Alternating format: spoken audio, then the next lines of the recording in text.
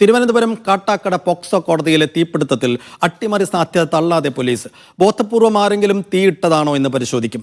തീ പുറത്തേക്ക് പടരാത്തതിലും ദുരൂഹതയുണ്ട്. ഇന്ന് ഫോറൻസിക് അടക്കമുള്ള വിദഗ്ധ സംഘം കെട്ടിടത്തിൽ പരിശോധന നടത്തും. ഷിജോ കുര്യൻ വീണ്ടും ചേർന്നു. ഷിജോ, എന്തുകൊണ്ടാണ് ഈ സമയം തീപിടുത്തത്തിൽ ഇങ്ങനെ ഒരു അട്ടിമറി സംശയിക്കുന്നത്?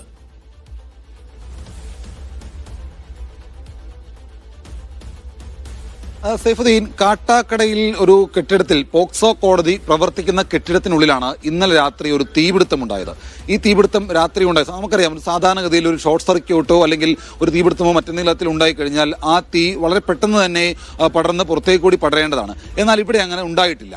അപ്പോൾ കോടതിക്കകത്ത് പോക്സോ കോടതി പ്രവർത്തിക്കുന്ന കെട്ടിടത്തിനുള്ളിൽ മാത്രം തീ പടരുന്നു, തീ കത്തുന്നു.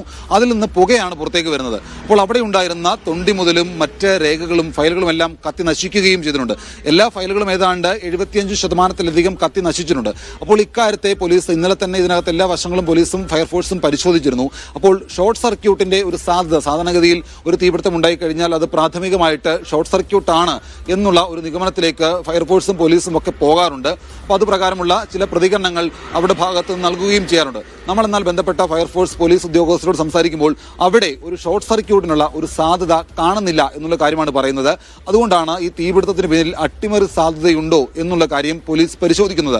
ബോധപൂർവം ആരെങ്കിലും പോക്സോ കോടതിയിലെ ഫയലുകൾ മറ്റു രേഖകളും ഒക്കെ കേസുമായി ബന്ധപ്പെട്ടുള്ള രേഖകളൊക്കെ കത്തിച്ച് നശിപ്പിക്കാൻ വേണ്ടിയിട്ട് തീയിട്ടതാണോ എന്നുള്ള കാര്യങ്ങൾ വളരെ സസൂക്ഷ്മം പോലീസും ഫയർഫോഴ്സും അന്വേഷിച്ചു വരികയാണ്.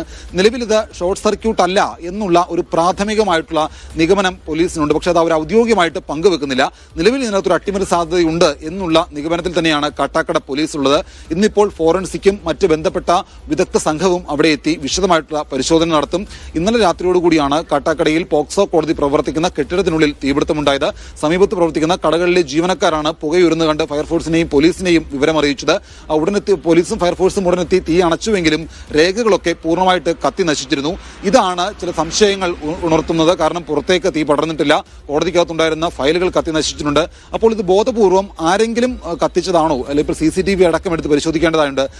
കോടതിക്കകത്തേക്ക് ആരെങ്കിലും വന്നിട്ടുണ്ടോ, പുറത്തുനിന്ന് ആരെങ്കിലും വന്നതാണോ, അല്ലെങ്കിൽ അകത്തുനിന്ന് അവിടെ ഉണ്ടായിരുന്ന ആൾ തീ കത്തിച്ചതാണോ എന്നൊക്കെ അന്വേഷിക്കുന്നുണ്ട്.